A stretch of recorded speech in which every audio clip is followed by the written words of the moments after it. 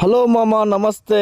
మనం మళ్ళొచ్చినాం చేపలకి. మనం పట్టబోయేదైతే ఇదే లొకేషన్ చేపలు. ఈ ప్లేస్ లో అయితే చేపలు అయితే మామూలుగా లేవు. రవ్వు పిల్లలు, బొచ్చ పిల్లలు, గురియ పిల్లలు, బొమ్మ పిల్లలు అవుతున్నాయి. ఫైనల్ అయితే మా ఫ్రెండ్ గాడును నేను ఇద్దరం కలిసి వల అయితే లాగుతున్నాం. మేము వల పట్టి లాగితే మాకు చేపలు పడన్న కురుకురు ప్యాకెట్లు పడుతున్నాయి మాకు. మా మామ వచ్చేటప్పుడు చిన్నోరుకుంటూ వస్తలేడు. మనం ఫైనల్ అయితే వల పట్టి లాగితే 2 జిలేబీలు పడ్డాయి. ఒకటి తల్లి ఒకటి పిల్ల పడ్డది. ఆ రెండింటిని వేసి సంచలేసినాం. సంచలేసినాక బండల కాడికి బండల మీద అయితే వల అయితే కప్పినాం. బండల కింద మరి మామూలుగా లేవు చేపలు. నాకైతే ఒక విషయం అయితే అర్థం కాదు. ఎందుకంటే కాడికి కొత్తగా వచ్చినప్పుడు చేపలు అయితే పొట్టు పొట్టు కనిపిస్తాయి. వల పట్టుకుని వస్తే ఒక్క చేప కూడా కనిపించదు. మీ ఇక్కడ ఒడ్డు దిక్కి ఇగ్గేటప్పుడు మాత్రం ఒడ్డు మీద 6 పాములు ఉన్నాయి మామ. అక్కడికి వద్దని మన బండల కాడికి వచ్చేసినాం. మన బండల మీద వల కప్పితే చూడండి ఒక పాంప్లెట్ పడ్డది పెద్దది. మా వెమ్లవాడ దిక్కు అయితే దీన్ని అయితే సుక్క పాంప్లెట్ అంటారు మామ. మీ దిక్కు ఏమంటారు మీరైతే కామెంట్ చేయండి. మన వీడియో వస్తలేవని మన ఫాలోవర్స్ అయితే బాగా అప్సెట్ అంటే అప్సెట్ అవుతారు. మా చుట్టాలు ఎందుకంటే ఎల్లమ్మ పట్నాలు వేసుకుర్రు, అందుకోసం అటే వెళ్ళిపోయినాం.